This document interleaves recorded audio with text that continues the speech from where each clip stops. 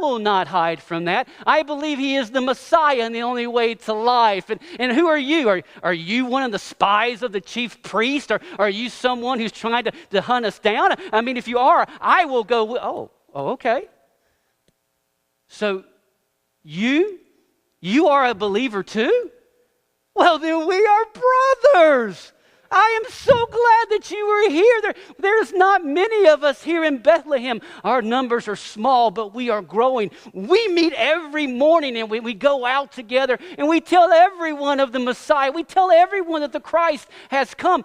Tomorrow morning, I will make for you a fine breakfast. We will eat together, we will pray together, and then we'll go out and I will introduce you to all the brothers and sisters in Bethlehem. I am so excited. You rest now. Have a good night's sleep. Okay, you have more questions. I will answer any question for my brother. I'm so excited that you're here. So what is your question? Oh. You want to know if I'm the one from the story. Well, I am. It was a long time ago. And I was very young and was very far from the truth. You know, a lot of people judge me. They say that I acted with insincerity. Some say I did the best I could with a difficult situation, but I tell you, I was far from the truth back then. Oh, you want to hear my story? Well, my brother, it is late. It is late. Maybe in the morning. I really don't want to drag that out tonight. It's a long story, and if you insist. I do remember it like it was yesterday. It was 40 years ago. In our little city of Bethlehem, it was bursting at the seams. We had people coming from everywhere. Every house, every inn, every alley, every room was filled. Everyone from the house and lineage of David came in for the great census. I don't know if you remember that. When Caesar made everyone go back to their place of origin, we were so many people in a very small place. And there was a lot of fear, there was a lot of anger. But business was good. I mean, for my inn, we made more money in that time period than I've ever made. I had every room filled, and I even was renting the space in the hallways on the floor. People would pay almost anything. Remember, I was younger and very far from the truth. And I remember that day, that knock on the door. When I opened it up, I saw a young man, a man that looked very poor. And he had his young bride, and she was very pregnant. Very pregnant. I remember I felt sorry for her because my wife had just given birth to our fourth child, a son. 3 girls, and I finally had a son. And I looked at them, and they were desperate. And they said they needed a place to stay. They had come a great distance, and they traveled a long way, and they had no one to go to. And I will tell you, I was not going to give them a place at my inn, even if I had the space. He was poor. He couldn't pay for it. And I remember my wife told me, she said, maybe if you show kindness to him, he would show kindness in return. And I remember telling her, kindness does not put bread on the table. Remember, I was very young, very far from the truth. But I did take pity on the girl. Remember, my wife had just given birth to our 4th child, my son. I looked at them and I said, there is no place for you here, but you can stay in my stable. And I remember I sent my oldest, I'm sorry, what? Yes, it's a stable. It had animals in it. That's where we keep animals, in a stable.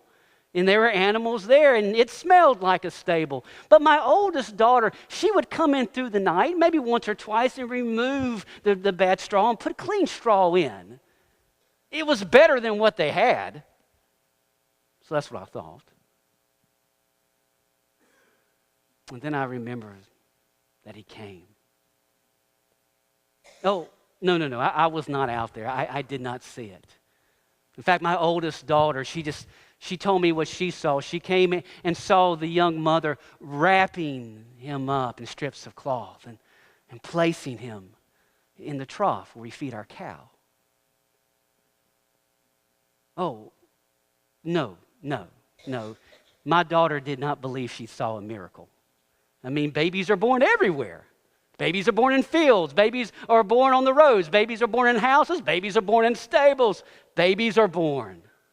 It was not a miraculous event, or so we thought. See, something strange happened that night, and you may not think it's strange, but to me, it was different. It was late, or maybe it was morning. I can't remember which it was, but I was still up.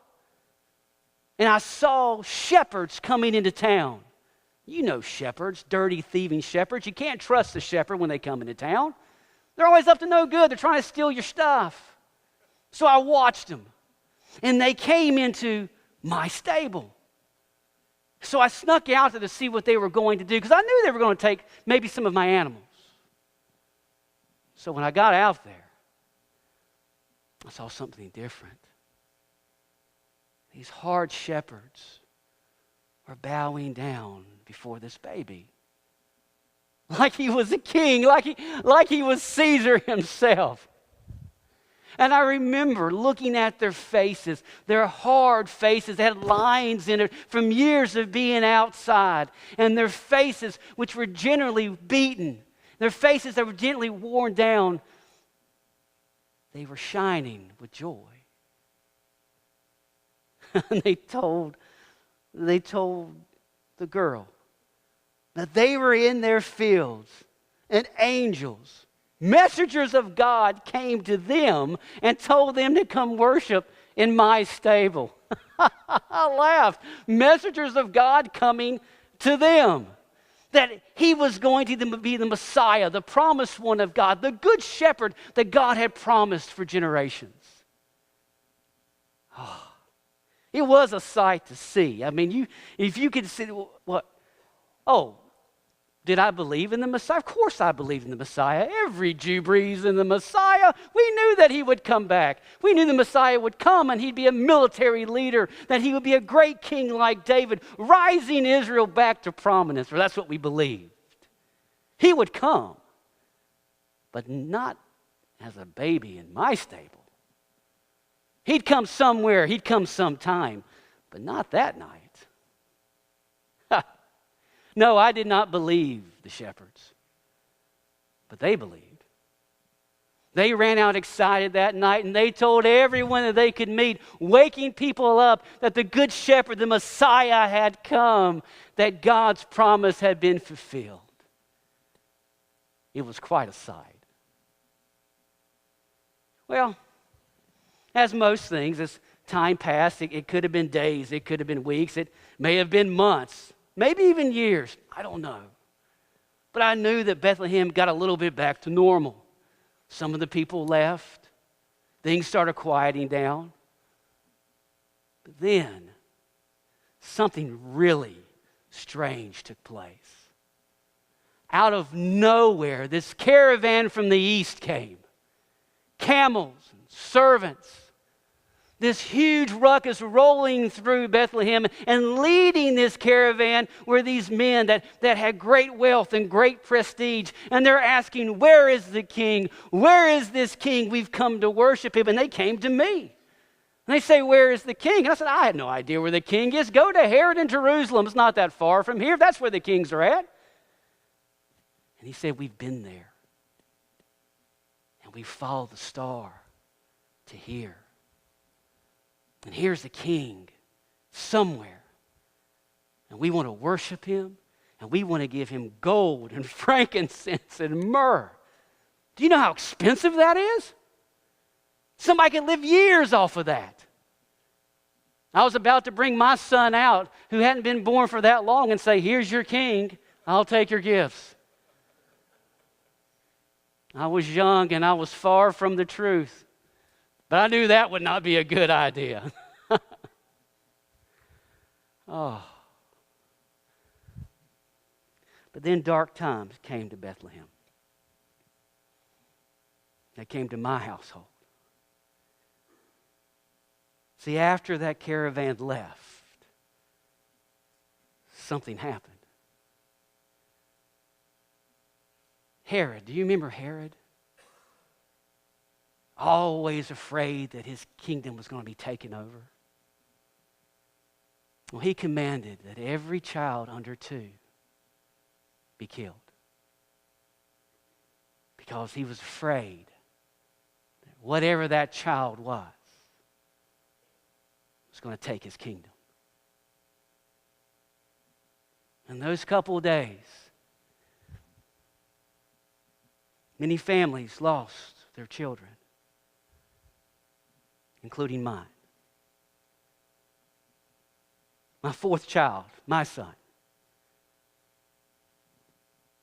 was killed as his mother watched. Later I found out that Herod was looking for that baby that was in my stable.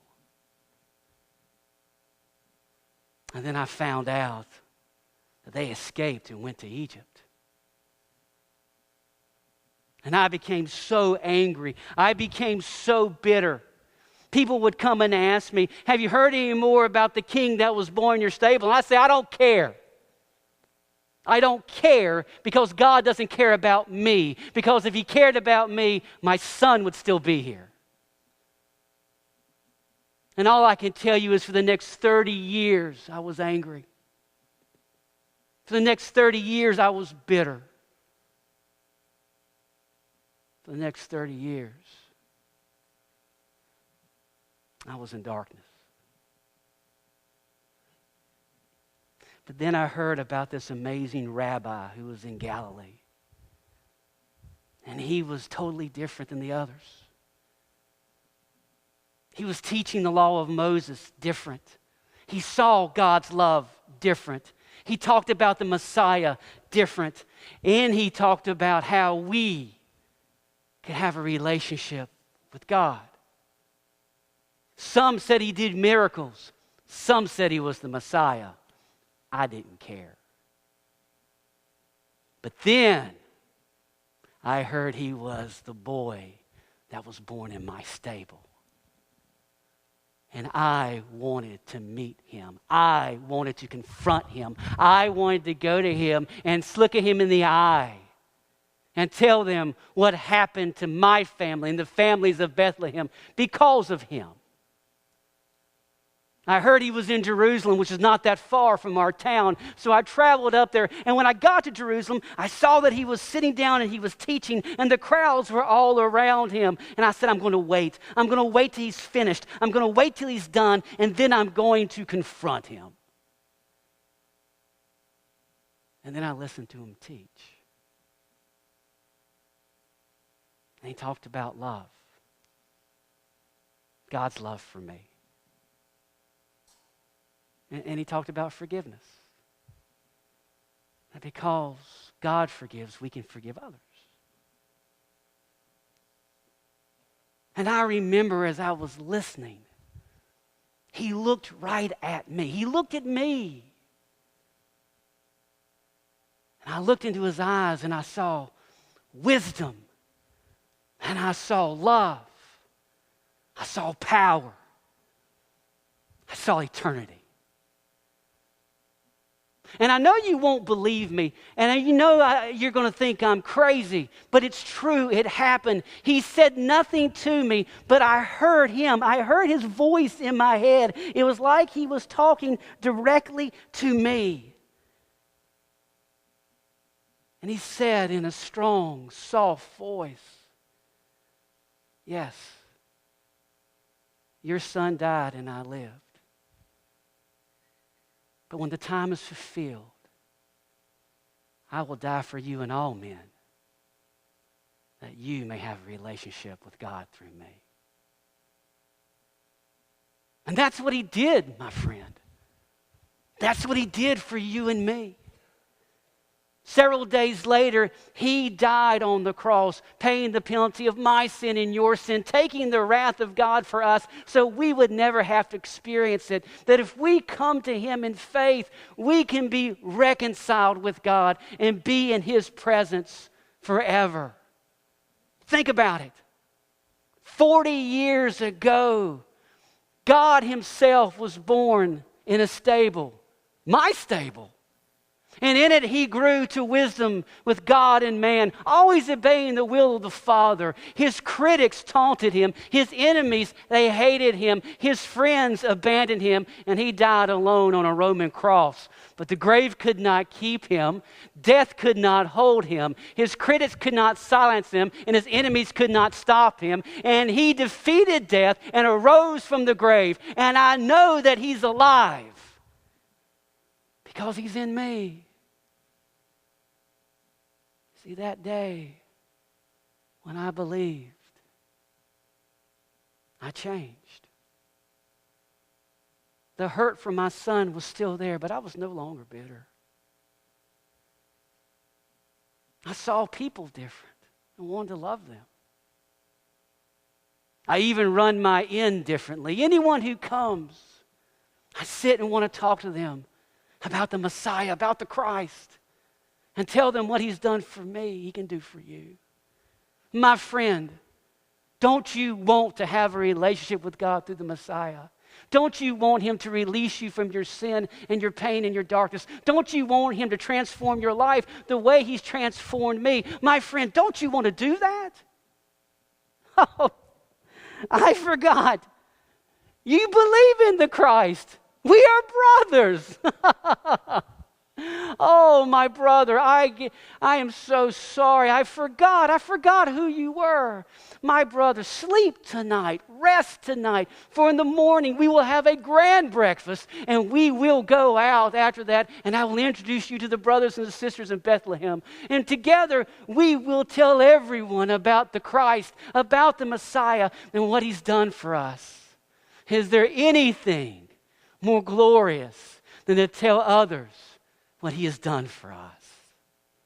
Oh, my brother, sleep, and we'll have a grand breakfast in the morning.